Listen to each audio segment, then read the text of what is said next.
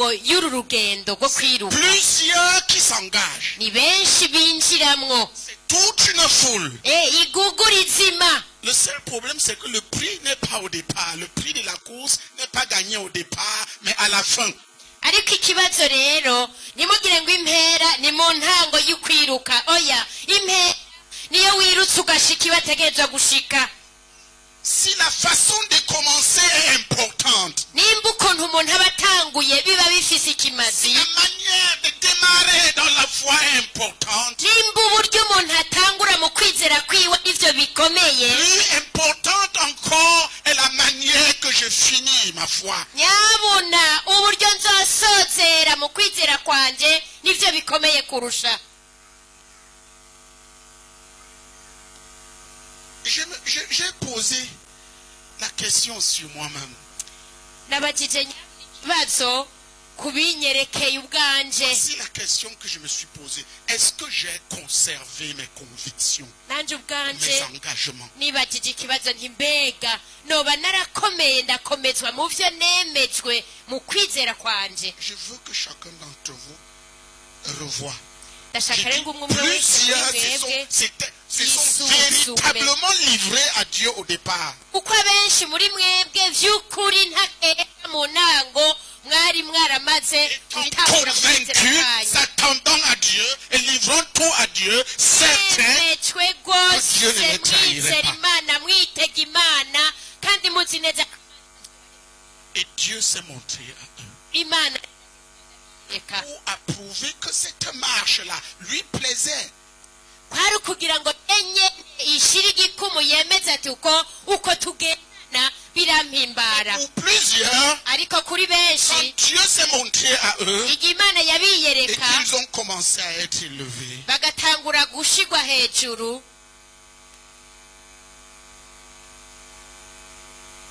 leurs convictions, ils les ont abandonnées. vyo bari basanzwe bemezwa mu mutima shingutsemwo, En sorte qu'ils deviennent ceux qui critiquent aujourd'hui ce qu'ils ont cru. bagaca bahinduka mu gihe ca none ahubwo abakekeranya bakananebagura ivyo mbere ejo bariko barakurikirana. Et Dieu les méprise. imana nayo igaca ibasuzugura uko nyene, Et ils deviennent religieux. bagaca bahinduka abanyedini. Ils sont là. baraho Physiquement, Au certains mobili. ont quitté l'assemblée, d'autres sont là. bamwe mu mubiri Mais comme des épaves. bariteguye no kuva mu Il n'y a makoraniro, plus la foi de départ. nta kwizera kumwe batangurana, L'amour de départ. wa rukundo bari rufise mu ntango.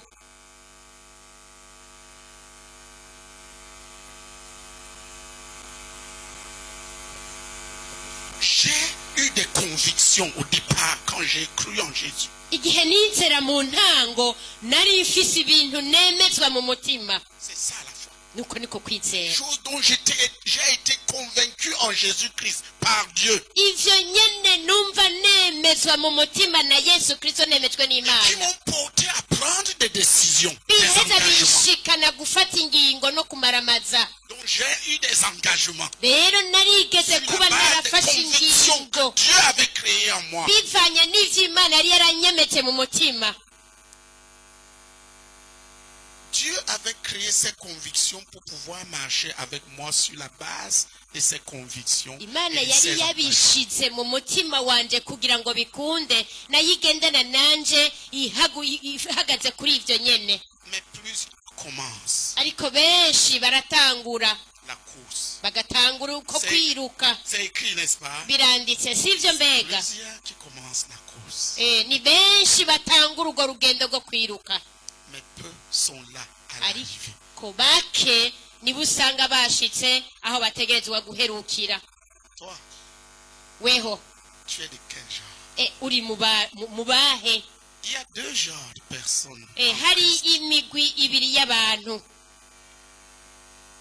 Ceux, les gens d'un temps, umugwi wa mbere w'abantu b'akanya gato. vous voyez, murabona, la graine, c'est la parole. urutete ni ijambo ry'Imana. L'évangile prêché ubutumwa bw'isi iyo buvuzwe tombe dans un cœur. bugwa mu mitima. personne s'enflamme. umuntu agafatwa n'umuriro Les premiers jours, il brûle. misi ya mbere akarurumba Et Dieu marche avec eux. kandi imana ikagendana nawe Mais il suffit qu'une épreuve arrive. ariko rindira gusa ikigeragezo kimushikeko Des temps arrivent qui sont durs. ibihe bigoye bikamushikako Et il abandonne ses convictions. agaca bimwe yari yaremejwe akabishingukamwo Et Dieu l'abandonne à lui-même. imana nayo igaca imutererana Qui comprend? ndariko arabitahura La question, ikibazo suis-je quelqu'un d'un temps? mbega ndi uwo muntu w'akanya gato Suis-je un chrétien d'un moment? noba ndi umukirisu w'akanya gato La véritable question est celle-ci. ikibazo nyaco ni iki Dieu peut-il compter sur toi? mbega ubona imana yo guharurako Sérieusement, vy'ukuri je te pose la question. imana ikubajije ikibazo Sois sûr de ce que tu dis. nawe ucungere neza inyishu uza kwishura Parce que ça t'engage et tu en kuko reprendras. birakuraba kandi uzobibazwa C'est la question que chacun peut se poser. ni ikibazo umwe wese yategereza kwibaza Dieu peut-il compter sur moi? uti mbega imana yomparurako Est-ce vy'ukuri que je suis un chrétien d'un moment? canke ndi umukirisitu w'akanya gato Ou bien je suis de ceux qui ont la foi pour persévérer jusqu'au bout? canke ndi uwo aharurwa mu bantu bafise ukwizera kuzodufasha kuramiriza gushika ku mpera Dans ce qu'on appelle le christianisme aujourd'hui, mu vyo twita ivya kristo vya none il y a ces deux genres. harimwo iyo migwi ibiri Le genre umugwi d'un temps. w'abantu b'akanya gato Il va entendre, il y a un prophète là-bas. bakumva ngo hariya hariyo umuvugishwa Il court. bagaca biruka On dit là-bas, il y a les guérisons. bati hariya hari abantu bari kwakira ku bwinshi gaca yiruka Là-bas, il y a la bénédiction. hariyo umugisha ni mwinshi bakirukayo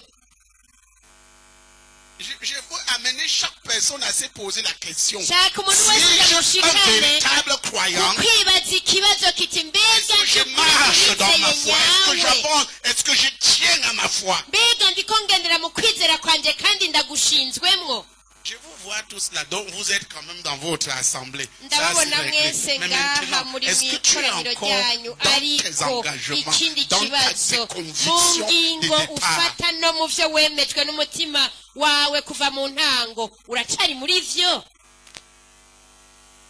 Qui comprend ce que je suis en train de dire? inatahura ivyo yumva ivyo ndiko ndavuga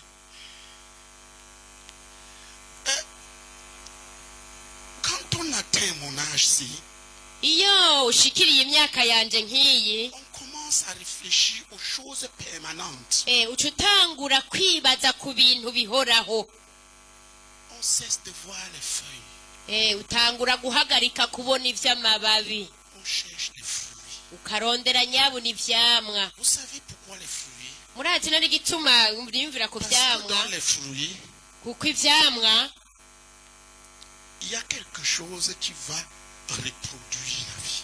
icamwa hariho ikindi kintu gisubira kikavyara c'icamwa Il y a les pépins. harimwo udutete Les fruits ne meurent pas.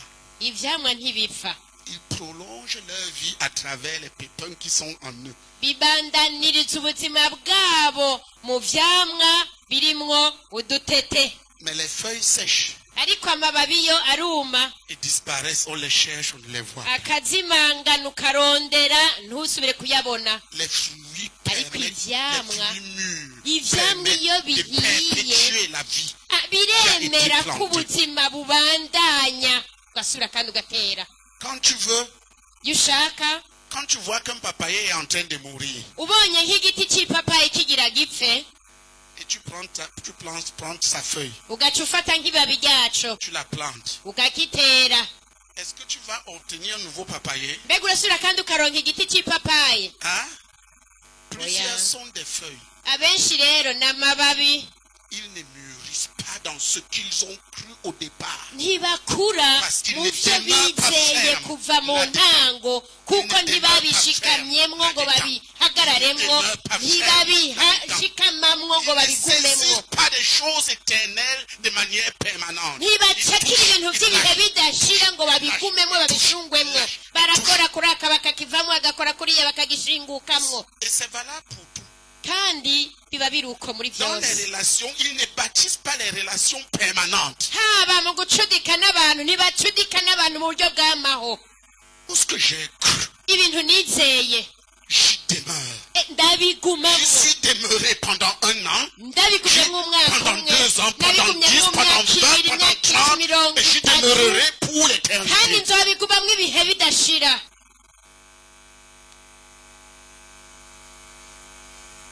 Quand tu vois quelqu'un iyo ubonye umuntu qui commence un chemin, atangura inzira il a cru, akaba yizeye il est zélé pour. afise umwete akiruka ageze ahantu agaca ahagarara agahindura Ensuite, il s'arrête. agakaruka agahindura akagaruka agatangura Il t'applaudit. akagukomera amashyi menshi Demain, ejo agaca ari wagukomera induru c'est un mort vivant. uyo aba yarapfuye ahagaze Il peut parler, mais il n'a pas de Dieu.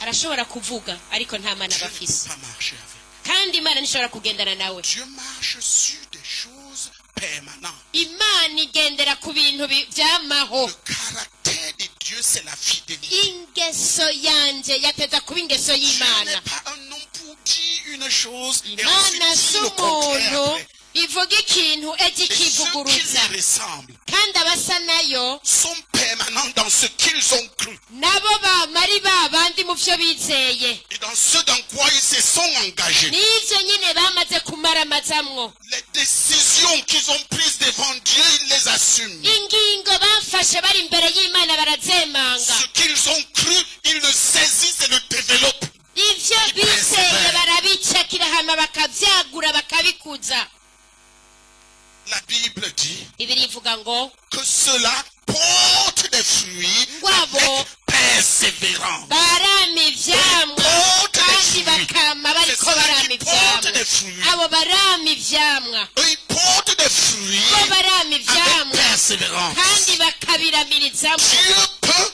à partir de susciter quelque chose qui va demeurer. kandi imana ifatiye kuri abo nyene irashobora gukora ibintu navyo bizokwamaho Dans la plupart de la vie de ces, tu vois, des choses qui tremblent comme ça. qui mu tremblent buzima bwa benshi ubona ibintu bihindagurika tout le gutya. temps en train de changer. umwanya wose bahindagurika bahinduka umwanya Ce wose que tu dis avec lui, il prend ku buryo comme si c'était des Ibyo- petits amusements. Il ne ibyo sait pas mwamuvuganye que yibaza ngo muba mwariko murafyina Dieu attend à ce qu'il pose des choses permanentes pour marcher avec lui. imana iba yiteze ko bakora ibintu bidahinduka kugira ngo igendane nabo Je voudrais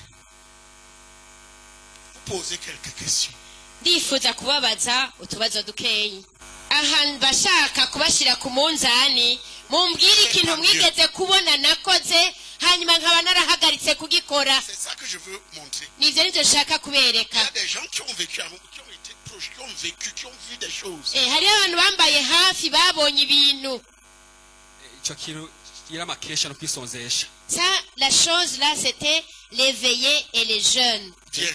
neza La question est celle-ci. ikibazo rero ngiki Aujourd'hui, uyu munsi est-ce que je jeûne moins et je veille moins? mbega naragabanije kwisonzesha naragabanije no kukesha Est-ce que j'ai rétrogradé? mbega narasubiye inyuma Est-ce que j'ai retiré mes convictions? mbega ivyo nemejwe mubona narabishingutsemwo Voici une année qui est en train de s'achever. ehe nguyu mwaka turiko turasozera J'ai déjà posé 3 jeûnes, 2 de 21 jours, 1 de 23 jours. Je vais poser celui de 40 jours hari dans itatu quelques jours. inshuro zitatu maze kwisondesha inshuro zibiri n'inshuro z'iminsi mirongo ibiri n'umwe n'ikindi kiringo cy'iminsi mirongo ibiri n'itatu n'iyindi ndindiriye y'iminsi mirongo ine kuko natanguye nizera ko bikenewe ko umuntu yisonzesha Je sais que le jeûne est l'âme kuko pour nzi ko déchirer le voile ukwisonzesha que le diable a mis devant les yeux des hommes pour qu'il n'annient pas la splendeur de ari l'évangile. ikigwanishwa cyo guta buri gihugu satani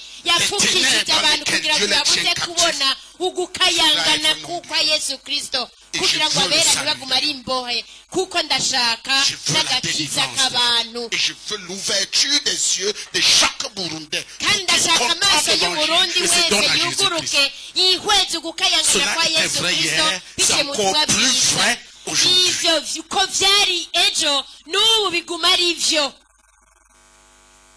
Au moment où il parle là, hamwe s'il connaissait mon plan de jeûne, yaba yarazi integuro yanje yo regarde le plan de jeûne d'aujourd'hui, celui-là, à ce moment-là, c'était ridicule. ico gihe ubifatiye kukuntu nabikora nta naho vyari bihurira ahubwo vyari C'était le jeûne d'un enfant en développement. hari ukwisondesha k'umwana ariko arakura.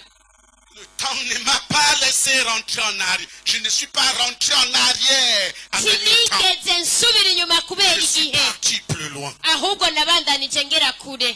Qu'en est-il de toi? mbega weho bimeze bite? As-tu vieilli dans la foi? woba warasaziye mu kwizera? Ta foi est-elle en dépérissement? mbega ukwizera kwawe kuriko kuracikana kurahona? Si on prend les veillées, dufashe ibijanye n'amakesha je continue. ndabandanya Je veille seul. ndakesha ndi Pendant jenyene. cette période, si chaque semaine vous allez venir veiller avec moi, c'est vous qui allez Oui, vous absenter. oui. Ce n'est pas moi qui va m'absenter. nzokeshanya namwe kandi nimwe muzosiba jewe sinzosiba. Vous comprenez? murabitahura? Vous pouvez. mwebwe murashobora gusiba Parce que vous avez la liberté de le faire. kuko murafise umwidegemvyo wo kubikora. Moi, je suis un condamné. jewe ni nk'uko umengo naciriwe ko urubanza. Je vais continuer à le faire. nzobandanya ndabikora. Voilà la foi uko niko kwizera qui persévère pour hériter des promesses. kuramiriza kugira ngo bikunde kuragwe amasezerano. Plusieurs disent, il faut croire. benshi baravuga ngo birakwiye kwizera.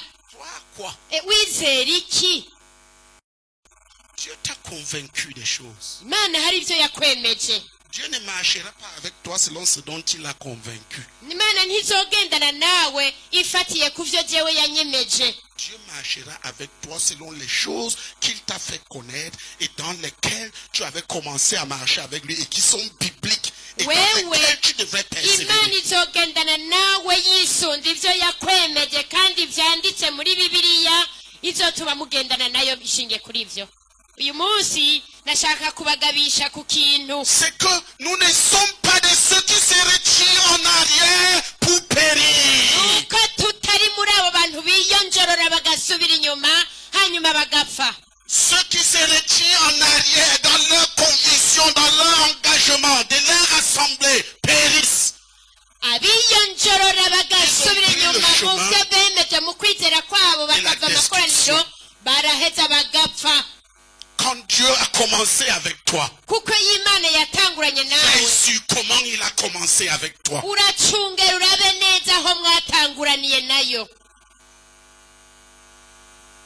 J'interpelle chacun d'entre vous ndavuniye akagoho umwe wese muri mwebwe à revoir ses convictions. kugira ngo Chose qu'il a asuzume cru hier et ibyo à partir desquelles yemejwe Dieu a marché avec lui. ibyo yigeze kwizera hanyuma imana ikabihagarara ko bakagendana nawe. L'engagement dans lequel il s'était jeté et Ni ukuvuga que ngo Dieu a béni ingingo dans le temps. yari yaratakariyemo maze imana ikayimuhezagiriramwo.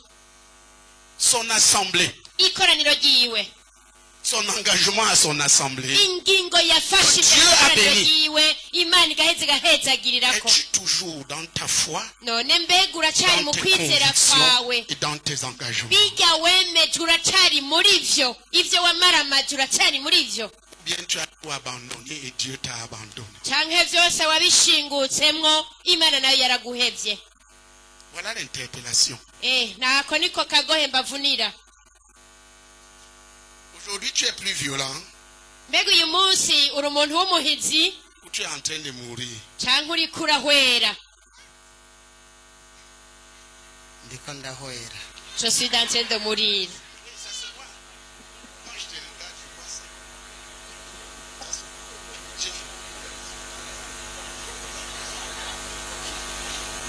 Et c'est ça le problème de plusieurs. kandi iyo niyo ngorane ya benshi hano. Ce sont des caricatures. Ils sont devenus des caricatures dans leur foi. ni ibishusho ku biti bikokoye mu kwizera kwabo. Ce sont les bitutu. Ni bitutu. C'est des ombres. Ni bitutu. Demain. Ibitutu byabo. Vy'ivyo bigeze kuba bari. Donc ils ont marché avec Dieu, que Dieu a commencé à bénir, ils sont devenus fous. Kandi Imana yaratangure kugendana nabikabahezagira Ils se sont batabarasara. retirés Bariyonjorora bava mu kwizera ils sont kwabo. rentrés en arrière par rapport à leurs propres engagements. Baca basubira inyuma bivanye n'ingingo bari barafashe. Et Dieu dit qu'il ne prend plus plaisir. Imana igaca ivuga ati sinkibanezererewe. Pendant que je pensais à tout ça, ce matin, je me posais les questions. Mais Dieu, est-ce que je suis en train d'entrer? Est-ce que j'ai persévéré dans la foi? Ivyo vyose muri kino gitondo nanje nabajije Imana nti mbega Mana ubona nararamirije mu kwizera kwanje. Certains d'entre nous, avant que Jésus revienne, peuvent même devenir des féticheurs. Bamwe hagati muri twebwe imbere yuko Yesu agaruka barashobora kuba barahindutse nk'abanyamareba. Au rythme qu'ils sont en train de rentrer en arrière. Ku rugero baba bariko barasubira inyuma.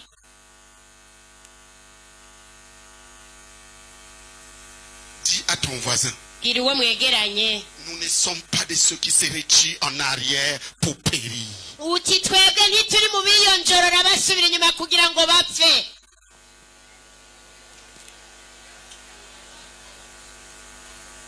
Et dis-lui, mais nous sommes de ceux qui ont la foi pour sauver leurs âmes jusqu'au bout. Ariko turi mu bizera kugira ngo barokore imitima yabo. Gushika dushitse. Demande à ton voisin, est-ce que comme nous te voyons là aujourd'hui, on va te voir demain? Bazomwicanye ati mbega uyu munsi ko tukubona n'ejo tuzokubona vy'ukuri. Est-ce que tu es une personne d'un temps? Cyangwa uri umuntu w'akanya gato. Demande-lui qu'il te réponde. Bimubaze kandi aguhe inyishu. Quand il répond cette réponse-là, Dieu, qu'il sache que Dieu l'écoute. Kandi iyo nyishu aza kuguha amenye neza ko n'Imana iza kuba yayumvise. Demande, tu obtiens la réponse. Mubaze kandi akwishure. Uti mbega ko tukubona uyu munsi ejo tuzokubona cyangwa uri umuntu w'umwanya mutonyi. Chrétien je suis. Uti ndi umukristo. Chrétien je serai. Tijewe ndokwama ndi umukristo. Dans la CMCI je suis. Kandi ndi muri Dans la CMCI je serai. kandi Dans la nzokwama CMCI muri je démarre. CMCI kandi nzokwama ndi muri CMCI. Dans mes engagements, je suis ferme. Dans mes engagements, je demeurerai ferme. Dans mes engagements, je serai jusqu'au bout. Mufata sinyiganyiga kandi sinzokwigera nyiganyiga nzobigumamwo. Voilà la vie des vainqueurs. Nubwo nibwo buzima bw'abanesha. Certains d'entre nous ont commencé avec une haine furieuse du péché. Bamwe mu gutangura bari barazinuswe icyaha bacanga rwose. Vous étiez tous des gens qui haïssent le péché, haïssent l'amour du monde et les choses du monde. Nuko niko nabaretse muri abantu bazinukwa icyaha bacanga rwose. C'est comme si au fur et à mesure que le temps passe, Ariko ubu ku mwanya ubwanduranye ugenda Dieu a changé. mbega Imana yarahindutse. Les choses que les gens ne pouvaient pas faire, ils le font aujourd'hui allègrement. Ibintu abantu kera canke ejo batubahuka gukora ubu babikora hero. Ils se sont retirés en arrière Bariyonjoroye basubira inyuma. par rapport à leur foi d'hier, Ufatiye ku kuntu ejo bari par bitse. rapport à leur sainteté d'hier. Ufatiye ku kuntu ejo Par rapport à leur biyeza engagement d'hier. n'ukuntu bari baramaramaje bafata ingingo ejo. Pourquoi Kubera iki? ils n'ont pas combattu Ntibagwanye pour garder la foi? kugira ngo baziga mu kwizera kwabo. Le combat est un Intambara combat pour garder la foi. intambara utegerezwa kugwana niyo kugumya kwizera kwawe. Croyant qu'il ne combat pas pour garder sa foi, Uwizeye atatagwana intambara yo kugumana ukwizera kwiwe. Jésus lui pose une question. Yesu amubaza ikibazo kimwe Quand je reviendrai, ati mbega ninagaruka est-ce que je trouverai encore la foi sur la terre? mbega nzosanga ukwizera Est-ce que kukiri je ku trouverai isi la foi que je t'ai donnée au départ? mbega nzogusangana kwa kwizera naguha mu Est-ce que je ntango trouverai l'engagement dans lequel je t'ai conduit au départ chez toi? mbega bimwe wari waramaramaje ugafatamwo ingingo mu ntango nzobigusangamwo. Quand la Bible dit, bibiri ivuga ngo quand le Fils de Dieu reviendra, gihe umwana w'imana azogaruka trouvera-t-il la foi sur la terre? mbega azosanga ukwizera mu isi. Tellement de personnes sont engagées à suivre, à renier leur foi et à suivre le monde. abantu benshi barafata ingingo yo kwihakana ukwizera Détaillés par bagakurikira isi l'extérieur, ils n'écoutent plus leurs convictions à l'intérieur. ukabona ubw'inyuma ariko indani batacumviriza ibyo baba bemejwe. Ainsi, gutyo si j'ai des problèmes avec lui, dufitaniye ingorane n'uyu et il est le pasteur, akaba ari pasitori wanje il dit, ah, cavuga nti ha d'abord je m'en vais. bwa mbere ho ndigiriye Je m'en vais où? mbega ngiye he Est-ce que j'étais arrivé là parce que non m'a établi là, mbega nashitse C'est ngaha Jésus. kubera ari umuntu yanzanye qui m'a sauvé, et c'est lui qui m'a planté où je ni suis. yesu yandokoye araheza aranteragira hano Qui peut me faire partir? none ninde yonkura hano. Est-ce que je suis là par conviction ou je suis là parce qu'on me dorlote? mbega ndi ngaha kuvyo nemezwa mu mutima wanje canke ni ngaha kubera bambembereza. Est-ce que tu es là parce que quand tu viens, nous sommes contents, mbega uri ngaha kubera iyo ushitse ngaha twese duca tunezerwa parce qu'on t'embrasse bien, kubera bakugumbira neza ou parce qu'il y a beaucoup de miracles? canke hano hakorerwa C'est vrai. ibitangaza vyinshi. Beaucoup viennent pour ça. Benshi baraza kubera Ou ivyo parce que les gens sont beaucoup bénis. canke kubera abantu bahezagirwa cane. Tu es là pourquoi? Tu es là pourquoi? mbega uri ngaha kubera iki? Vous savez pourquoi je suis là? mbega mwe je murazi Dieu igituma ndi m'a ngaha. sauvé, il m'a planté dans la CMC, il m'a donné une tâche. imana yarandokoye iranteragira muri semusei hama impa Le igikorwa. jour que je quitterai, umunsi nzohava ce serait moi qui aurais décidé. azoba ari jewe jenyine nabifashemwo ingingo. Dieu ne change pas. imana yo ntihinduka En sorte que je ne quitterai, je serai là. Il pleut, il neige. ku Je buryo serai là. jewe nzokwama ndaho naho hoga urubura nzoguma ndaho. Je vais vous dire certaines choses. ngira ndababwira ibintu bimwe bimwe. À un moment donné, harageze igihe moi et mes dirigeants, on a pensé que l'œuvre au Burundi, on pouvait le laisser. Donc il était mieux que j'aille loin du Burundi. jewe n'abarongozi banje turavuga tuti aho igikorwa kigeze ntibikwiriye ko ngume mu Burundi. Je suis arrivé à Kinshasa. ndashika i Kinshasa J'ai vu une ville immense. ndabona igisagara kinini cyane. J'ai vu des gens déambuler dans la rue comme des fourmis. ndabona abantu bayerera muri ico gisagara nk'ubunyegeri. Et je me suis dit, mon Dieu, ndavuga nti mana yanje c'est ici naha nyene qu'il fallait être pour sauver tous ces gens. niho nyene yategereza kuba kugira ngo abantu bose barokoke. Et des gens étaient en train de me suivre. kandi abantu bariko barankurikira Parce que les gens aiment les miracles. kuko abantu barakunda ibitangaza.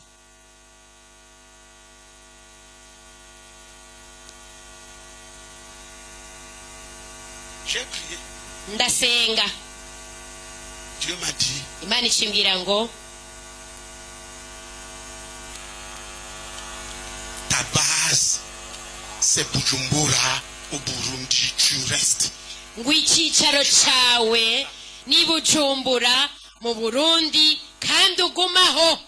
Là où vous me voyez là, aha rero mumbona ngaha ici je suis, ici je reste. ahandi aha niho nzoguma Parce que ce n'est pas un homme. kuko si Je n'ai umuntu pas affaire à un homme. si umuntu J'ai yandungitse. affaire à Dieu qui respecte la foi qu'il a mis en chaque personne.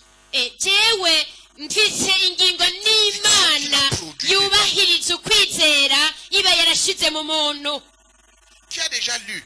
nindamaze Sans gusoma la foi, nul ne peut plaire à Dieu. ngo atakwizera ntawe ushobora guhimbara imana. nindamaze kubisoma Tu as déjà lu ça. nindamaze kubisoma Qu'est-ce que c'est la foi? none mbega ukwizera no kuvuga iki? La foi, c'est les convictions que Dieu a créées en toi. Kwizera Pendant n'ibintu que tu imana marches, que tu yakwemeje écoutes sa parole, umutima tu igihe médites muriko sa parole, muragendana tu lis sa nayo parole, tu ugasoma marches ijambo avec lui. ryayo ukumviriza ijambo ryayo hanyuma ukagendana nayo Il a créé, il a produit des convictions et iraheza des joies. ikagushiramwo ibintu ikwemeza hanyuma Sur la base de ces ukavyizera convictions et rero de ces ku voies, mushinge tu w'inyenyeri as pris yawe des engagements et tu as Ah, commencé à marcher avec lui. urizera ugaca utangura kugendana nayo Si tu te retires en arrière de ça, tu ariko t'es retiré en ubishingutse arrière de ta propre ukabivamwo foi. uba Et Dieu ne prend plus washingutse plaisir en uva toi. mu kwizera kwawe kandi imana ishaka Qui comprend ce kukunezererwa que je suis en train de dire? ninde atahura ivyo ndiko ndababwira? Chacun d'entre nous devrait faire attention de ce qu'il fait, des engagements qu'il a eu à prendre. rero umuntu wese muri mwebwe Foi yategereza qu'il a eu au kuraba départ. ku bintu yigeze kwemezwa mu ntango ku kwizera kwiwe yagize mu ntango. Frère, regardez, murabe bene data, quand Jésus est entré à Jérusalem, igihe yesu yinjira i yerusalemu abantu bose baciye basohoka bakamukomera amashi.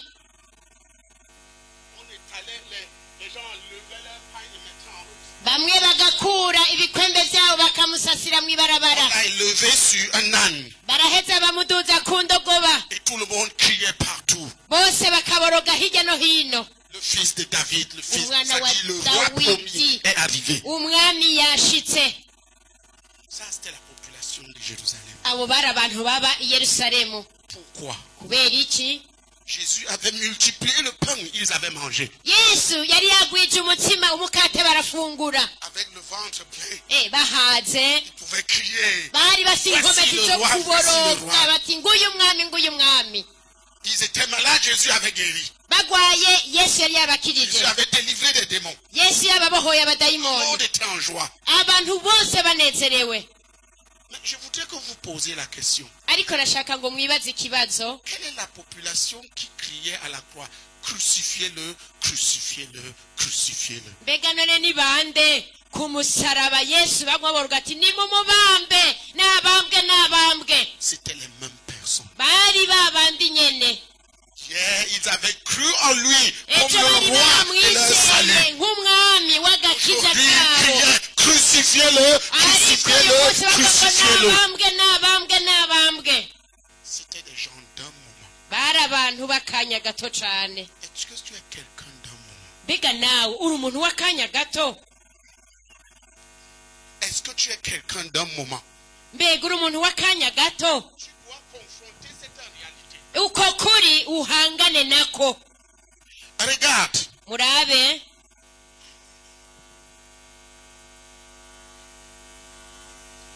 dans quoi as-tu persévéré? waramirije mu biki?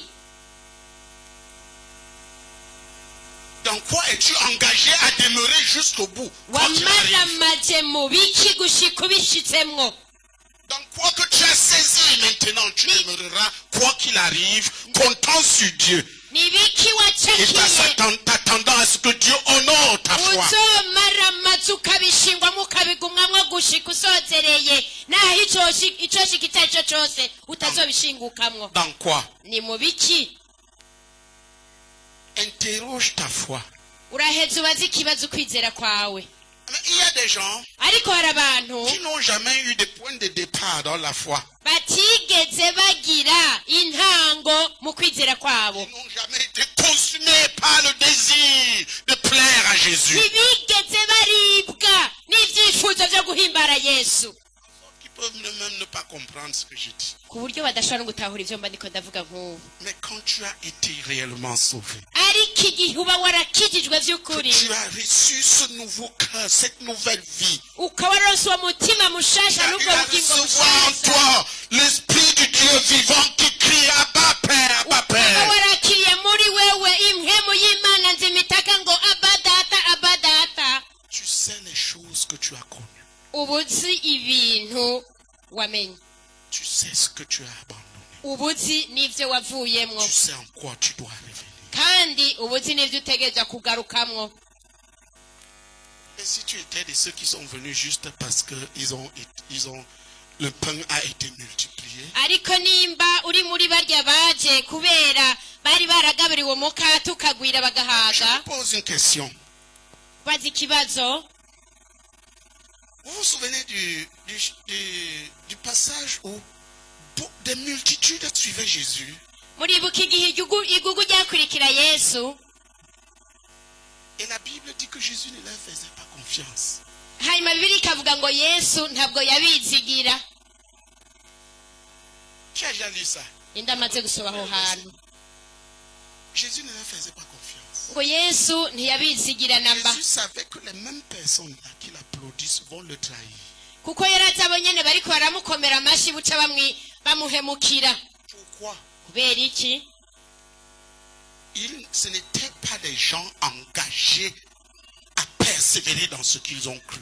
si abantu bari baramaramaje kubandanya baramiriza mu byo bari C'est barizeye. des gens qui sont là quand les choses vont bien. N'abantu bari ngaho kubera ibintu byaba bimeze neza. Quand les choses vont mal, Ibintu bibaye nabi ils disparaissent. bakazimangana Ou bien ils diminuent. canke bakagabanya. Vous avez le passage. Ngahatoye aho hantu Jésus leur dit, Yesu ababwira ati parce que vous avez mangé ngo kubera mwariye et vous êtes rassasiés. mukaba muhaze, Parce que vous avez vu les miracles. kubera mwabonye ibitangaza, Parce que vous avez guéri. kubera kuko mwakize, Vous me suivez. ngo muriko murankurikira. Et Jean 6, 26. Yohana 6:26 soma. Hagira usoma mu Kirundi undi mu Gifaransa.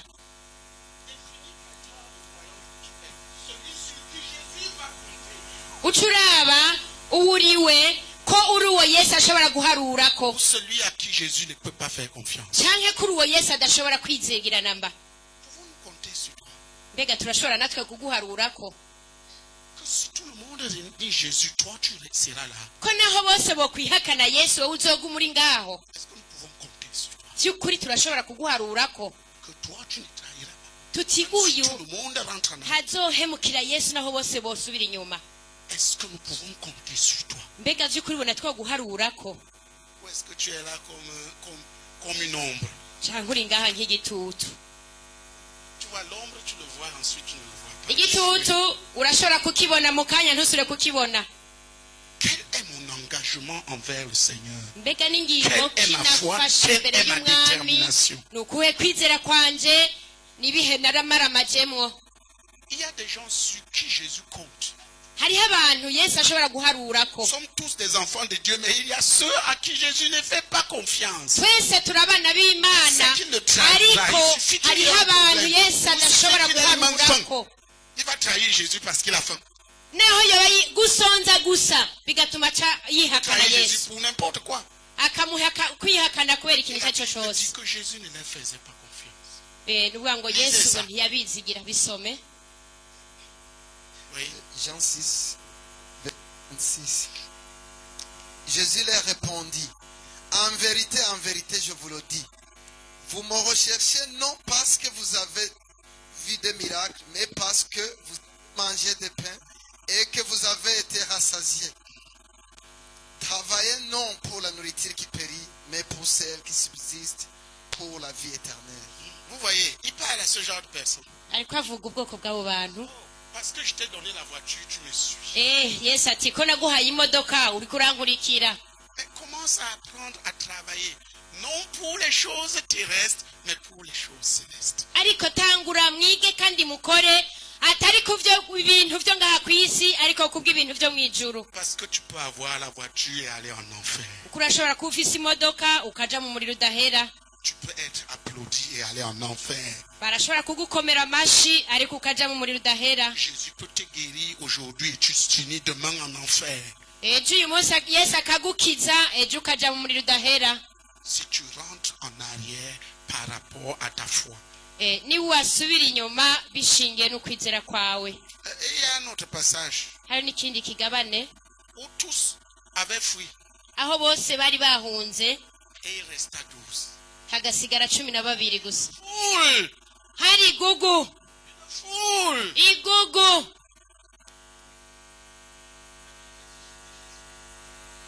Parce qu'il savait ce qui était en eux. bibiri ivuga ngo yesu ntiyabizigira namba kuko yari azi ibiri muri bo Il commença à prêcher un évangile solide. atangura kuvuga ubutumwa bwiza bukomeye Si quelqu'un ne mange pas de ma chair, bati umuntu natarya ku mubiri wanje il ne peut pas me suivre. Si quelqu'un ne boit pas mon sang, umuntu ntanywe amaraso yanje ça veut dire si quelqu'un n'accepte pas les souffrances, comme je les ai pour Dieu, ni comme je les ukuvuga ai ngo acceptées, umuntu il ne pourra pas natihanganira imibabaro y'imana nk'uko nanjye nayihanganiye ntashobora kunkurikira subiramwo Regarde, raba es-tu de la foule qui sera éliminée? mbega uruwo muri iryo gugu rizohava rikugwa mu ihiganwa Est-ce que Jésus peut te faire confiance? canke yesu arashobora kukwizigira Pose la question à ton voisin. bazi uwo mwicaranye Est-ce que Jésus peut te faire confiance que tu seras là jusqu'au bout? Tu vas mbega le yesu suivre arashobora jusqu'au bout, quoi qu'il arrive. kukwizigira gushika ku iherezo uko vyogenda kose Est-ce que tu es de ceux d'un moment? canke uruwa muri abo bantu b'akanya gatonyi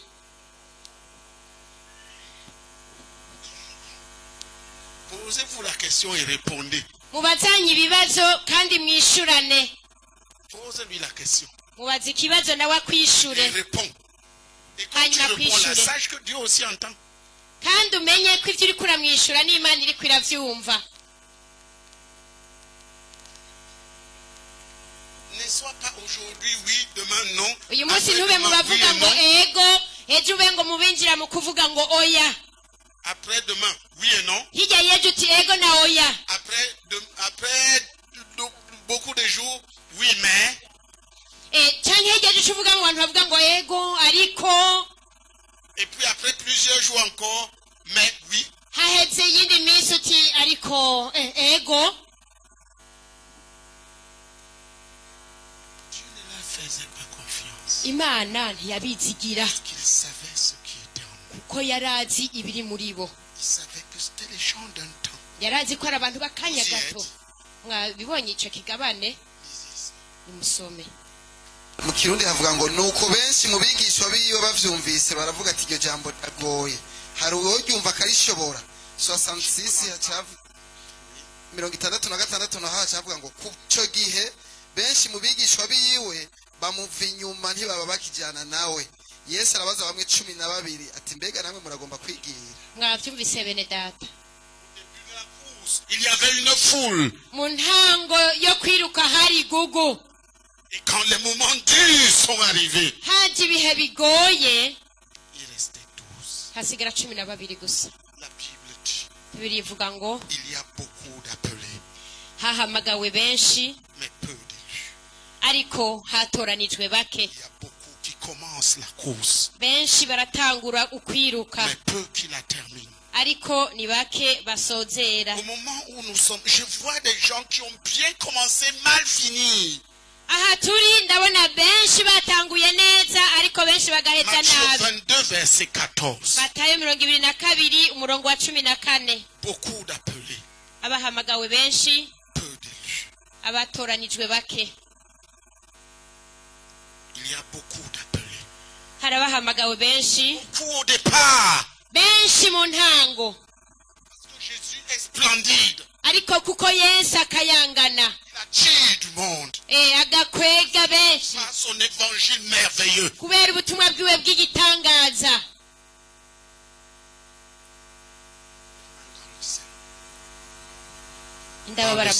indababara mu ibere Qui a mal dans le sein, indababara mu ibere lève la main. ntakiriza ukuboko Tu as mal dans le sein. inda ariko arababara mu ibere agwaye mu ibere Tu n'as pas mal dans le sein. ntugwaye ibere En bas, munsi yaryo regarde, c'est fini. rondeza aho wahora ubabara uza gusanga byarangiye Regarde, suzuma urabe neza tu le sens encore. n'ubu uriko uravyumva Tu es guéri. Vous voyez Jésus Ouais, est qui merveilleux. murabona yesu ni igitangaza Vous comprenez? Les gens sont forcés de le suivre même quand ils ne l'aiment pas. J'étais en Ngozi il y a longtemps. nari Ngozi haciye iminsi. Je ne sais pas s'il était déjà là où ils étaient encore des tout petits. Ati sinzi ko yari ahari canke yari akiri On akana avait gato. tenu une croisade. Dieu, Twari twakoze igikorane Imana igakora les ibitangaza. gens étaient venus. Hama abantu baraza. Et il y a un groupe de jeunes filles qui étaient venues. Hariho umugwi rero w'inkumi zaje. Ils étaient 3-4. Bari nka batatu canke bane. Et Dieu les a guéris tous. Imana irabakiza bose. De tous, une seule est restée. Muri abo C'est la bose femme de guide. ati muri abo izo nkumi zose hasigaye umushiki wacu umwe ariwe mudamu wa Tous giti. étaient enflammés. Ati kandi bose bari buzuye umuriro. Après avoir été guéris, Bamaze gukira. quand les frères ont commencé à les suivre, Ati bene data batangiye kubakurikirana. deux ont dit aux frères, Bamwe babiri bacabwira bene data. nous venions pour la guérison. Ati twe twizira kugira dukire. Alors ne nous cherchez plus. Ati nimusubire Nous kuturondera. avons une autre guérison. Twebwe turifitiye twararonse ugukira Au moins ils kwacu. étaient vrais. Kandi by'ukuri bari babaye imvuga kuri. Et nous avons notre guérison. C'est Twararonse ugukira kwacu byaraheze. ne nous cherchez plus. Nimugume mutwiruka inyuma.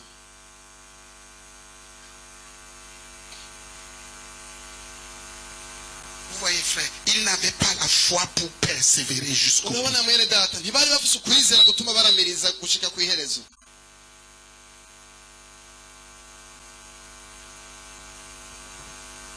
Jésus marche avec les gens Yesu agendana n'abantu sur la base ku rufatiro d'un engagement kuguhitamwo qui vient des convictions que la personne a reçues à partir des prédications et des enseignements uguhitamwo que kuvanye des no choses que kwemezwa le kuvuye mu Saint-Esprit mutima. a produit dans son cœur à travers Ukwemezwa les ufise mu prédications et les mutima, enseignements. ukwemezwa wahawe n'ijambo ry'Imana wumvise mu butumwa bwiza. En Christ, on ne dirige pas les gens selon les lois. Muri Yesu turongora abantu dukoresha amategeko. On prêche, Turavuga ubutumwa, on enseigne, tukigisha, on les exhorte tukabatera et obéir à Dieu qui produit en eux le vouloir et le faire. tukabatera intege zo kumvira Imana ari À bashoboye tenir ferme kubikora sur leurs hama convictions. bakaramiriza muri ivyo bemezwa. Parce qu'un message comme celui-ci, les gens peuvent recevoir des choses différentes. Kuko mu butumwa nk'ubu abantu barashobora kwakira ibintu bitandukanye. Qui est en train d'être touché dans son cœur? Ninde yumva ariko arakorwa ku mutima wiwe n'ubu? Dieu est en train d'agir dans son cœur à Ninde partir de ça. Lève la main. yumva Imana iriko irakora mu bugingo Il est bwiwe en train biciye d'être convaincu de certaines hari choses. ibintu Imana Lève la main. wumva hari ibintu Imana iriko irakwemeza mu mutima Lève la main comme ça. hakaba hari ikintu ubutumwa buriko burakora mu mutima wawe ukiriza. Levez la main, frère. Kiriza rero ukaba hari ikintu buriko burakora mu mutima. Vous voyez, Murabona Dieu te regarde. Imana irakuraba. Voici une question. Qu'est-ce que tu vas faire de ça? C'est Dieu. Imana irakwihweza C'est Dieu qui ubu pose ça butumwa dans uri ton cœur. kurumva uza kubukora kwiki ni Imana ishobora Parce qu'il kubikora veut t'amener à quelque chose. kuko hari ikintu Imana ikeneye Et kugushika. quand tu regardes ces convictions, tu verras qu'elles sont différentes d'une personne à une autre. Ni ukuvuga ibyo wemezwa wewe Mais ils ont écouté ukwihweza, un même message. uza gusanga bitandukanye n'ibyo undi yizera kuko ariko mwese muzaba mwumvise Et ubutumwa quand tu bumwe. désobéis à ces convictions, tu désobéis à ta propre foi. Ariko rero niwanka Tu vas kumvira démolir. niwanka kumvira ubwo butumwa uzoba wahawe Et il n'y a plus de base pour plaire à Dieu. uzoba ugararije ibyo wizera kandi ntushobora kunezera Imana. Une foule le suivait. ngo igugu rinini ryari rikurikiye Yesu. Et il leur dit, parce que j'ai fait des miracles. Aca arababwira ati kubera nakoze ibitangaza multiplié le pain, vous kubera avez naguhishe mangé votre imikate ventre muririra plein. murahaga nicyo gituma munkurikira. La Bible dit, Jésus ne leur faisait pas confiance. Bibiliya ivuga ngo Yesu ubwiwe ntiyari Je veux abizera ce mu mutima. verset-là. Matayo 22 umurongo wa 14 umurongo wa 14 havuga ngo kuko abatowe ari benshi ariko batoranijwe bakaba bake. Amen. Maintenant, lisez Hébreux 10. soma mu baheburayo kigabane Pourquoi au cy'icumi. début il y a beaucoup? kubera iki mu ntango haba ari benshi Les appelés. abahamagawe Tous ceux qui ont entendu l'évangile, abantu bose bumvise ubutumwa ont vu la bwiza splendeur de l'évangile de no Jésus. gukayangana k'ubutumwa bwiza bwa yesu Oui, vers kristo Jésus. barirutse bagana yesu. Mais les élus, ariko abatoranijwe c'est ceux qui restent. n'abo bagumaho Après que beaucoup ont été éliminés, sont rentrés en arrière. nyuma y'uko benshi bakuwemo Pendant la bagasubira course. inyuma mbere y'uko kwiruka Et ils kurangira restent là. Ils sont comme les 12.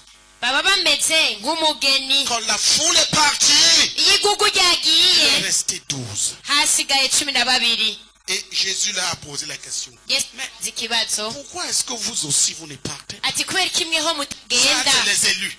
hasigaye abatoranijwe. Et les élus disent, kandi abatoranijwe bavuga ngo vers qui d'autre irons-nous? twoja he kwande wundi? Tu es celui qui a les paroles de la vie éternelle. niwe ufise amajambo y'ubuzima Nous allons bw'ibihe partir bidashira. none twoja he handi? Les élus, abatoranijwe il n'y a plus de retour en arrière possible. nta biba bigishoboka kuri bo gusubira inyuma ukundi. Les appelés, abahamagawe ils sont là lorsqu'il y a les miracles. bagumaho igihe cyose haba hakiriho ibitangaza. Qui comprend ce que nous sommes en train de dire? ndatahura ivyo turiko Parce qu'ils turavuga sont dans le besoin. kuko baba babikeneye, Pendant la course, ils vont disparaître. ariko hageze kwiruka baca bazimangana. Pour une raison ou pour une autre. haba Aura ku toujours gituma raison. iki canke kinaka bararonka ikibajana. Beaucoup d'appelés abahamagawe benshi et peu d'élus. ariko abatoranijwe Qui bake. es-tu?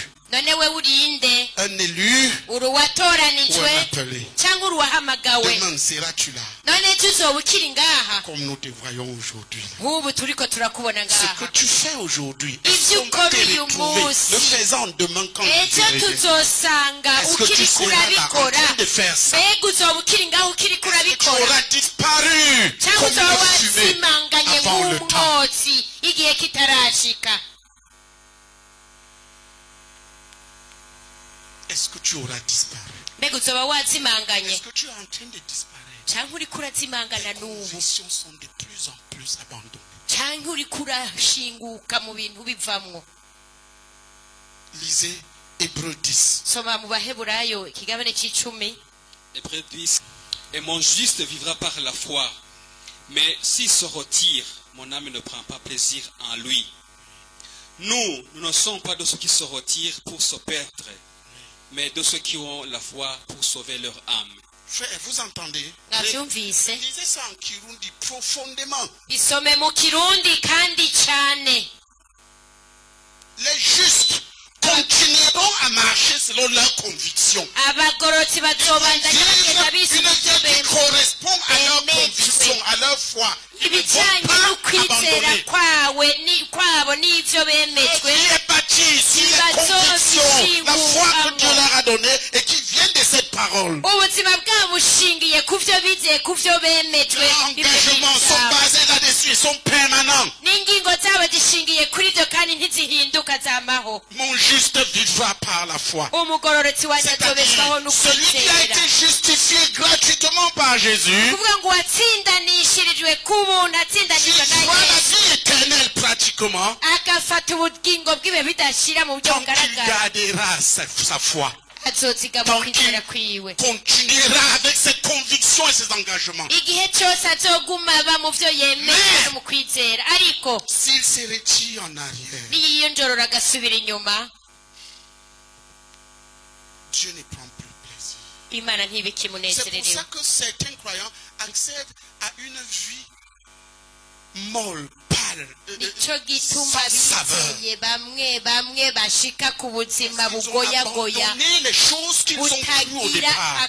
akanovera kuko barihakanye ibintu bizeye mu Ils ntango. deviennent comme le sel qui a perdu sa saveur. bahinduka nk'umunyu utakigira akanovera. On voit encore le sel, mais il n'y a plus la saveur. ukabona umunyu Où est la uracyaraho ariko utagira Ils akanovera. l'ont abandonné. Et qu'est-ce qu'on fait? akanovera La Bible dit kavuyemwo qu'on les jette dehors. baca bawuterera hanze. L'ennemi peut marcher dessus. umwasi agashobora no kuwukandagirako.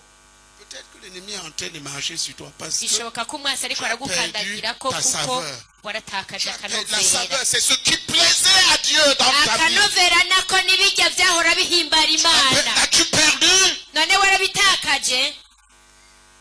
Oh frère, oh bene data, Dieu m'a enseigné à le chercher. imana yaranyigishije Je me kuyirondera. bats pour le chercher. sindohoka kuyirondera, Je cherche son amitié. ndaguma ndondera. Un jour, il m'a dit, umunsi umwe yambwiye ngo je vais faire de toi mon ami. ngira ndakugire umukunzi wanje. Ça m'avait tellement ébloui. byarantangaje cyane. Et j'ai continué. ndabandanya Plusieurs années après, il m'a dit, imyaka myinshi ihetse irambwira ngo maintenant tu es mon ami. ubu rero wahindutse umugenzi wanje Ça veut dire, bivuga ngo si je veux faire les choses majeures, je vais t'en parler. ngira ngo ubwire Va en ibintu parler avec toi. bikomakomeye tuzoba ndatubivugane nawe Et je vis encore pour mieux le connaître. kandi pour n'ubu mieux l'aimer. mbayeho kugira ndayimenye Est-ce que tu birushije crois à quoi? none we wizera iki Est-ce que les croyants croient en leur Dieu? mbega bizeye by'ukuri bizera imana yabo Quand Jésus reviendra, trouveras-tu la foi sur cette mbega terre? yesu niyagaruka azosanga ukwizera hano mu Tout est isi devenu dilué, léger, dilué, léger, cyangwa dilué, léger. azosanga barakuyunguruye hejuru mu Trouveras-tu la kirere foi en toi? mbega yesu azosanga ukwizera muri wewe As-tu la foi qui sauvera ton urafise âme dans la ukwizera durée? kuzorokora umushaha wawe ibihe bidahera Ou as-tu la foi des démons qui mènent à l'enfer? cyangwa ufise ukwizera kw'abadayimoni gushikana mu muriro udahera Tu dis que tu crois, tu fais bien. Le diable aussi bibiri croit. ivuga il ngo te ment. nimba wizera ugira neza na satani nawe nyine arizera ariko hariho ukwizera kutariko Lisez en Kirundi. isome mu Aburayo kirundi 10:8-9 kuko hasigaye igihe gito cyane kandi ugiraze azoza ntazoteba 3:8 ariko umugorotsi wanje azobeshwaho no kwizera naho niyo njorora ntazohimbara umutima wanje. Attendez, les jeunes gens là, vous avez une attitude vis-à-vis de la parole qui est énervante. Aba- Pendant qu'on lit, toi, tu as ta Bible à terre. abakiri bato mufise inyifato Prenez vos Bibles. La Bible est faite pour être scrutée.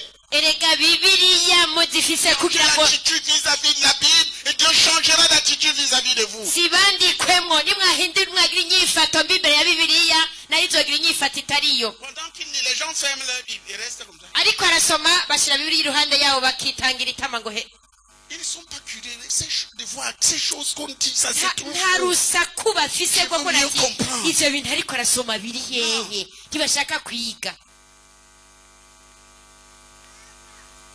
Oui. 3:8 ndasubiramwo ariko umugorotsi wanje azobeshwaho no kwizera naho niyo njorora ntazohimbara umutima wanje ariko tweho ntiturabo mu biyonjorora bagahona ariko turabo mu bizera ubugingo bwabo bugakizwa. Amen. Amen. Encore. subiramwo kandi ariko umugorotsi wanje azobeshwaho no kwizera naho niyo njorora ntazohimbara umutima wanje ariko tweho ntiturabo mu biyonjorora bagahona ariko turabo mu bizera ubugingo bwabo bugakizwa. Amen. Amen. amen Tout le monde dans la Bible. Maintenant, vous allez lire ensemble. mwese rero murabe muri bibiliya tugira ngo dusome Tu quittes ici. La plupart d'entre vous ont 0 verset dans leur tête. Tu peux pas bamwe mémoriser ça. bo ngaha nta murongo n'umwe bafise mu mitwe yabo ugira ushiremwo uyu Beaucoup de cauchemars. ibi ndoto ziteye ubwoba nyinshi nyinshi Beaucoup de cauchemars. ndoto ziteye ubwoba nyinshi nyinshi Beaucoup de cauchemars. ukararura rota ibiteye ubwoba gusa Beaucoup de cauchemars. Parfois, tu te réveilles, tu as l'impression que ta tête a gonflé. kenshi wikanguye ukamenga umutwe wawe uravyimvye Beaucoup de cauchemars. ndoto ziteye ubwoba nyinshi C'est vrai. nivyo Pourquoi? kubera iki Il n'y a pas la Bible dedans. nta bibiliya irimwo Le diable est dans la tête parce que la parole ne se trouve pas dans satani la ari mu tête. mutwe kubera ata dors. bibiliya irimwo Regardez ce que je lui dis là. ivyo ndiko ndamubwiye Tu dors iyo uryamye regardant les choses de l'enfer. ubu uryama uraba ibintu vy'ikuzimu Tu te réveilles. ukangutse Tu ne t'inquiètes pas des choses de Dieu. ntuhagarike umutima n'ibintu Tu vy'imana plonges à nouveau dans les choses de l'enfer. Tu ugasura kandi dors kwinjira mu dans les mutima ténèbres et uryama tu mu te réveilles dans mwijima les ténèbres. ukikangurira Voilà mu pourquoi mwijima rien n'est parti. Les cauchemars sont là, nico les démons sont là. gituma atana kimwe kiri cubatse ni indoto ziteye ubwoba gusa Pour toi, la Bible ne veut rien dire. wewe bibiliya ntacikubariye Tu devais demander pardon. wateza gusaba imana imbabazi Il change. ugahinduka Tu as compris? wavyumvise Bon, maintenant, tu vas courir vers un prophète. urezoca wirukanka ku muvugishwa Les cauchemars, les cauchemars. muvugishwa ndadota ibiteye ubwoba gusa Et les prophètes fous de ce siècle. abavugishwa b'abasazi b'iki Il va pas se poser kinjana la question pourquoi les azibaza cauchemars. n'igituma ati kwereka arota ibiteye ubwoba ton mépris de Dieu avec mugaca musabikanye ugusuzugura imana ufise nawe ukamusabingiza akakurambika kw'ibiganza. Quand tu poses la main à quelqu'un qui est en rébellion avec Dieu, que Dieu permet que le diable fouette parce qu'il méprise Dieu. Iyo urambitse ibiganza ku muntu asuzugura imana ukamurambika kw'ibiganza uca usanga nawe ukinze umunyantengenge. Niwihana azogusengera bizoca bihera uca uhindura. Parce que tout ce que j'ai dit là se passe. Kuko ivyo byose nakubwiye bikubako no muri iri joro nyene ryakeye. Respectez Dieu. Si la parole se trouve dans ta tête, Dieu se trouve dans ta tête. Il va garder ta tête. Regardez, si la parole est dans ta bouche, Dieu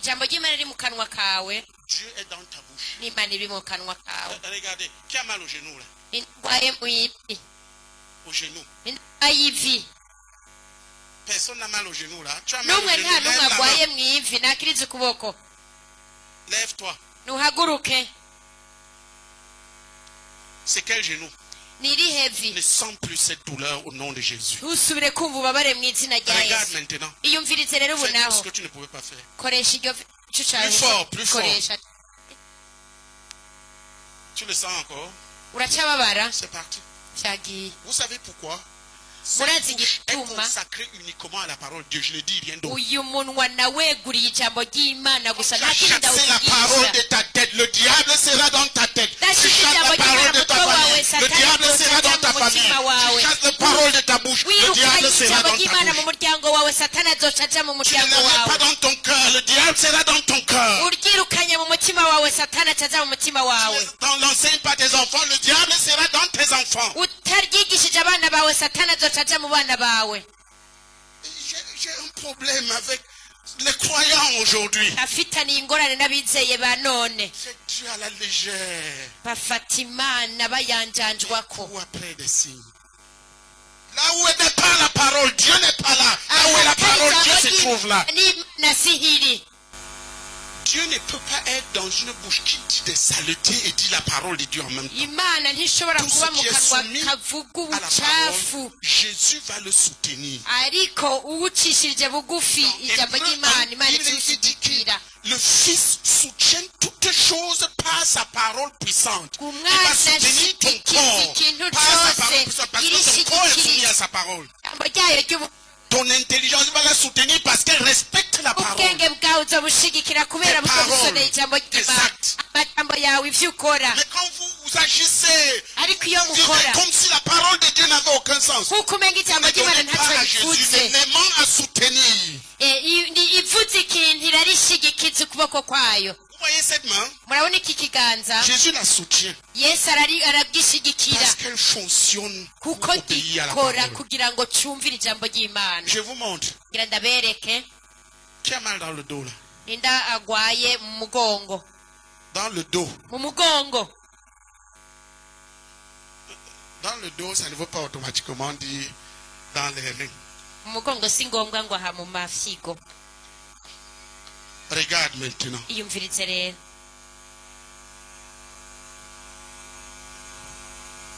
C'est fini? C'est la main. Elle est soumise à Dieu. Je ne l'utilise pas pour voler. Je l'utilise pour bénir. Tu as mal où? Maguru. Saute. Simba. Encore. Sans ta guérison. Regarde maintenant. Regarde si tu as encore mal. Non, ne parle pas avant d'avoir regardé. Regarde si tu as mal.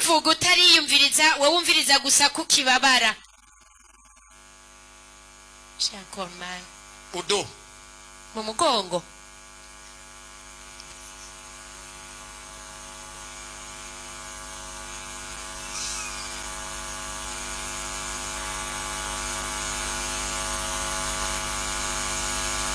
C'est la main là. Il est écrit, ils imposeront les mains aux malades, les malades seront guéris. Regarde. Tout ça encore mal. C'est fini. C'est fini. Maintenant, tu prends ces mains, tu les plonges dans le vol. Tu bats le chien avec, tu bats l'enfant. Tu boxes ta femme avec. Et tu veux que Dieu soutienne. Tu soumets les mains à la parole, Dieu commence à soutenir tes mains. Qu'est-ce que tu fais? Hein? Tu es commerçant. Est-ce que ce que tu fais de tes mains comme argent est soumis à Dieu? Tu donnes au Seigneur régulièrement sans fausse note. Ou bien tu donnes malignement. Donne les deux mains. Quand Dieu te donne, tu prends. Que tout ce que tu touches prospère au nom de Jésus-Christ. Et que tu donnes de plus en plus à Jésus. Amen. Le problème c'est que les affaires, tu ne les as pas soumis à la parole. Tu ne les soutiens pas.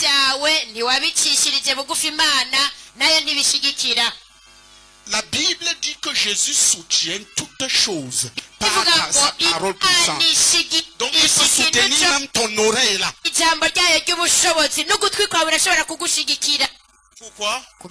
Parce que l'oreille écoute les bonnes choses. Écoute la parole. Mais certains d'entre vous, ce qu'ils écoutent sort de l'enfer. Ce qu'ils voient sort de l'enfer.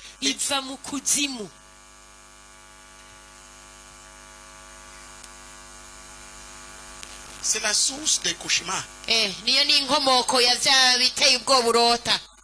Quand tu as passé du temps avant de dormir à contempler l'enfer, et tu t'attends de contempler l'évangile. Qui comprend? Jésus va te soutenir, mais sur la base de sa parole. Je reviens là-dessus parce que je vois que c'est votre point faible.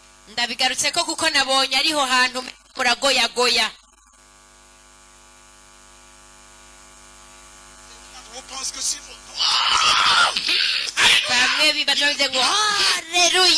que Jésus descend.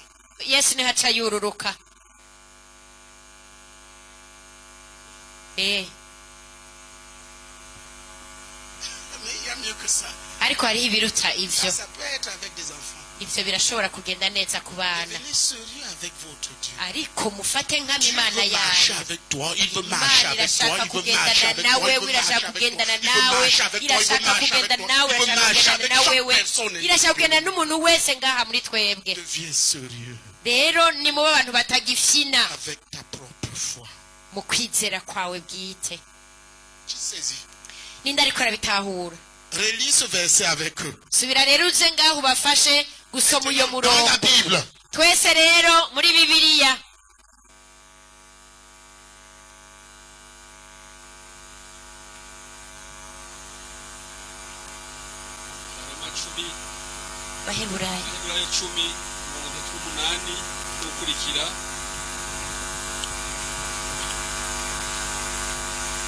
ariko umugorosi wanje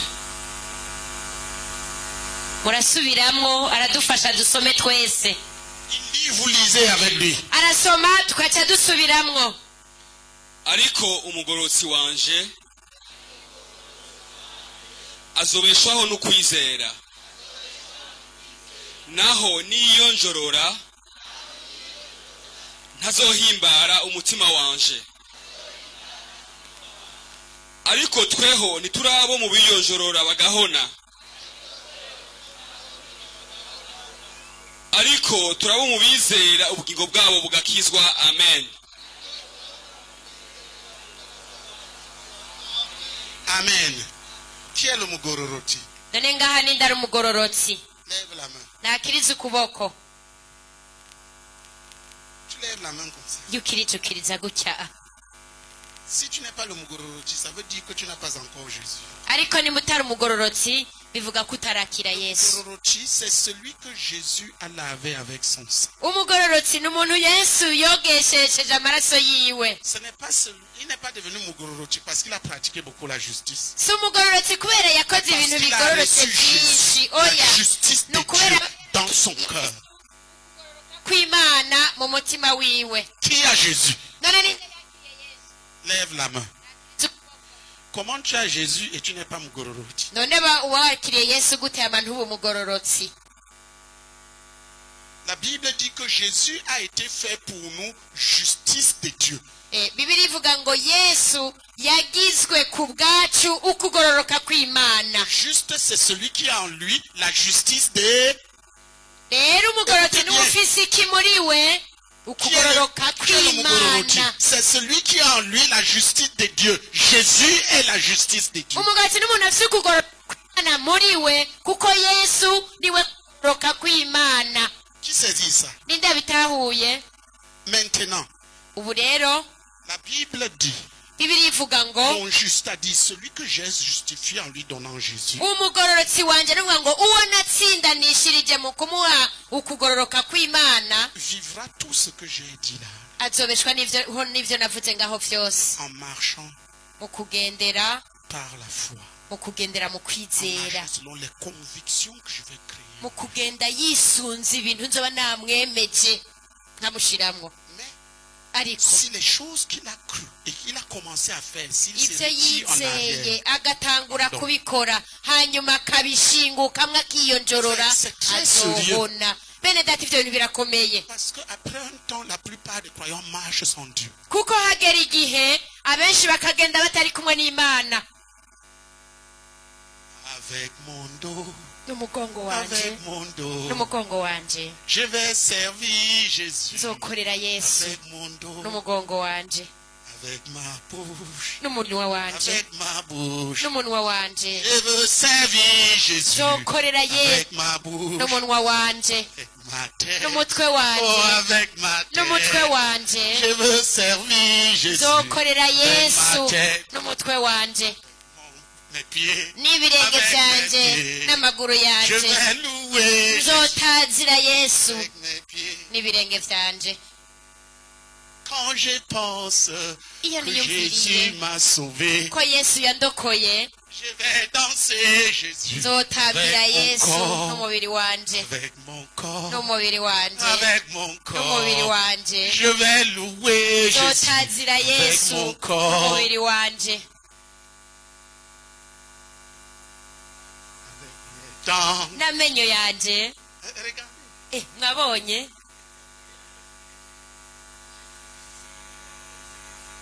je vis mbaho démontrer Jésus-Christ. kugira nerekane yesu kristo, ndamwereka isi. Et maintenant, ma vie, mon aide, tous les... ukubaho kwanje C'est ça qu'on appelle marcher dans la foi. n'ivyo bita ngo kugendera mu Jésus va déborder. yesu Parce que ce que j'ai gasesekara je marche. bikerekana ko Mon juste nizeye. vivra par la foi. umugororotsi wanje Il vivra en marchant selon ce qu'il a cru en Jésus. yisunze ivyo yizeye muri yesu. La vie qu'il a reçue de Jésus yakiriye muri coulera yesu pendant qu'il marche buzotemba, selon les convictions ariko que Jésus lui aragenda a données. yisunze ivyo yesu yamwemeje mu mutima Mais we. s'il cesse de respecter sa propre foi, cesse de Iyo respecter nsoro ses propres ntiyubahiriza convictions, et se ivyo retire en yiyemeje, arrière, akiyongerera agasubira inyuma parce que quelqu'un l'a insulté, kubera hari umuntu yamututse, parce qu'il n'est pas content, canke kubera parce atanezerewe, qu'on ne l'a pas applaudi, canke batamukomeye parce qu'il a eu des amashi problèmes. kubera afise ingorane. Dieu dit, imana ivuga ngo je ne prends plus plaisir. sinsubira kumunezerere gukundi. Est-ce que tu plais encore à ton Dieu? none uracahimbara imana.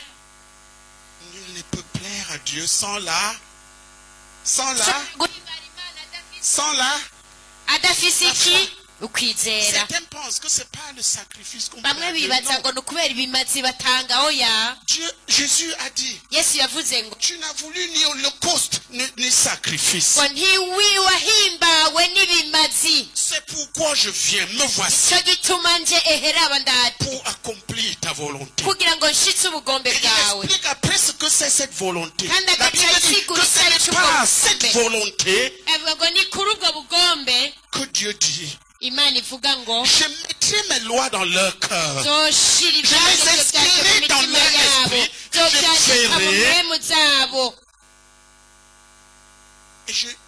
Et je prendrai plaisir en eux. kandi Dieu inscrit nzobanezererwa imana irandika des choses dans ton cœur. ibintu mu mutima wawe Pendant que tu écoutes ça, il y a des uri convictions. kuratumva inkuru uri kurumviriza Des hari choses ibintu que tu sais que tu dois arrêter maintenant. ibintu uzi neza ko Des uteza choses que tu sais que tu dois te réengager et faire activement. uzi ko nteza gusubira kandi Des choses auxquelles tu sais que tu dois revenir. n'ibyo uzi ko uteza kugarukamwo La question, vas-tu obéir à ces ikibazo none convictions? uraza kumvira ivyo bintu nyene uhava wumva Vas-tu wemejwe revenir à la foi? mbega uraza kugaruka mu kwizera Il y a deux retraits possibles. hariho ukwiyonjora Il y a ceux qui se retirent de leurs convictions hariho premières. abiyonjorora mu bintu bemejwe mu Et ntango il y a ceux qui se retirent de leur assemblée. n'abantu Dans le même biyonjorora mu verset, vous ikoraniro pouvez voir au ryabo verset 25, muri uwo murongo Et au mwiza verset kubona ku mirongo 35. ibiri na gatanu na Voilà mirongo les itatu deux na possibilités de gatanu retraite. n'ubwo buryo bubiri bwo kwiyonjorora quand tu te retires de ton assemblée, tu te retires wonjoreye de Dieu. ukava mu ikoraniro ryawe wiyonjora Je ukava n'ai ku pas le temps de mana vous expliquer parce que je peux nta vous mwanya expliquer mfise pourquoi. Je peux kuko aller dans la niko Bible. ndababwira ko muze kuja Et kureba quand muri tu te bibiliya yanyu retires de tes propres convictions, tu te retires de Dieu. ushingutse mu vyo ba wemejwe naho nyene uba uvuye mu mana Pourquoi? En Christ, kubera iki muri il kristo y a un double commandement. hari icagezwe umengo cikuvyemwo kabiri Croire kwizera et aimer. no gukunda Te retirer de ton assemblée veut dire que wiyonjoreye tu mu ikoraniro maîtrises ryawe ni ukuvuga les ngo frères que Dieu t'a donnés. usuzuguye bene data imana Quelqu'un yaguhaye peut-il aimer le Père sans umuntu aimer les enfants? yokunda se Non. atakunze abana biwe oya J'ai le devoir de vous aimer chacun. mfise icagezo co kubakunda umwe umwe wese muri Quand je mwese veux faire quelque chose, je dois penser, iyo qu'est-ce que ça ndakora va leur ikintu faire? ndaheza nkibaza nti mbega kiza kubamarira Je ne iki suis pas libre de tout faire. Je pense à vous avant nta d'agir. mwidegemvyo mfise c'est wo la gukora loi de l'amour. vyose mbanza kwiyumvira ico Quand je pense à ce kibafasha que lui, il va penser, iyo nibajije ntujya Si mbega je fais aza une kubivuga bêtise aujourd'hui, kwiki je m'égarte. ndaheza nkirinda Tu comprends? nindabitahura C'est pour ça que nico gituma ceux qui se retirent de l'assemblée, c'est de la haine contre les frères. abiyonjora bakava mu ikoraniro Parce que ryo mu l'amour nzu baba supporte tout. banse bene L'amour data est kuko censé supporter urukundo les bêtises des frères. ruzwi inkuru ushobora L'amour accepte. kwihanganira n'ibicucu Pardon. vya bene data ukamwemera Il n'y a que deux commandements en Christ. muri kristo hari ivyagizwe bibiri Donc gusa un double commandement. ni icagezwe C'est pour ça gikuvyemwo que quand tu kabiri te retires, soit tu te retires du premier, iyo wiyonjora croire au muri Seigneur kimwe Jésus, arico soit tu te kwizera umwami retires du yesu deuxième, canke ukiyonjorera muri ico aimer les ca frères. kabiri arico co gukunda quand tu bene te data retires de ton assemblée, iyo wiyonjoreye mu c'est ikoraniro une ryawe haine pour le peuple de Dieu urwango proclamé publiquement. uba ubivuze hero Les liens que Dieu a établis. izo ngo imana Fais de toi bafatanishije membre d'une famille spirituelle. ni ukuvuga ngo uri uwo muri umuryango w'impemu Quand tu te retires de tes convictions, iyo uvuye mu tu byo es en wari train de waremejwe dire à Dieu, naho Dieu, je ne te crois plus. uba uri kubwira imana ngo mana sinyikwizeye Ce que tu dis n'est pas vrai. ibyo uri kuravuga sivyo Quand ces choses-là, Dieu, ibyo bintu bigize uvuye ku et tu es mana en train de te retirer. none uri kuri iyo njorora As-tu besoin de revenir à tes convictions mbega premières et à urakeneye tes engagements kugaruka kuri bimwe premiers? wari waremejwe ubwa mbere kuri za ngingo wari warafashe bwa mbere Qui est en train de voir où se trouve son problème avec Dieu? ninde ariko arabonana n'ingorane afitaniye n'imana Qui voit? ninde ariko arayibona Lève la main. nakiriza ukuboko Si tu gutya nimba uriko urabibona Aujourd'hui, Dieu veut que tu reviennes. uyu munsi imana irashaka kugaruka Dieu prend au sérieux ceux qui le prennent au sérieux et ceux qui prennent au sérieux sont ses enfants. imana ifata nkama ufata nkama ijambo ryayo n'ufata nkama abana bayo hari abantu bavuga ngo semse baragiye Comment je peux être assis sur une branche que je méprise? mbega ku ishami kandi Tu sauras que c'était bien. niwagenda uzobona uti Dieu s'occupe de toi. wicacukukura ku mana n'imana irakwicacura Pas le pasteur René qui t'a amené avec obligation ici pour ntabwo ari déposer la Sainte pasitori Jésus. yakuzanye ku gahato wakuzana ni Je yesu suis là, la famille là que tu m'as placée, je ne veux pas. uvuze uti ujya muryango wanteragiyemo sindawushaka niwe uri ngorane unteye amabuye jewe nzoguma ngaha munkomeye amashyi nzoguma kandi ngaha Vous me voyez là. aha muriko murambona Même quand ça a chauffé dans la ville, ça a commencé là-bas chez nous. igihe ibijumbura bishuha mu gisagara byahereye iwacu J'étais là. nagumye hajya nyene J'ai dit à Dieu, Dieu, Nabwira je ne peux pas changer là. mbega La maison, aller sinshobora no guhindura inzu ngo nimuke dans un autre quartier, il m'a dit, tu mu yindi restes. karitsiye imana iti hoya gumaho nyene Ces gens qui ont la liberté de faire n'importe barya abantu comment. bose bafise umwidegemvyo wo kugira uku canke kuriya kubera ibi canke biriya ko n'ukutizera ko n'ugutakaza ukwizera garuka ku ngingo zawe za mbere kuko ntiwihenze yesu ko yarari ejo n'uyu munsi niko ari ntiyigeze ahinduka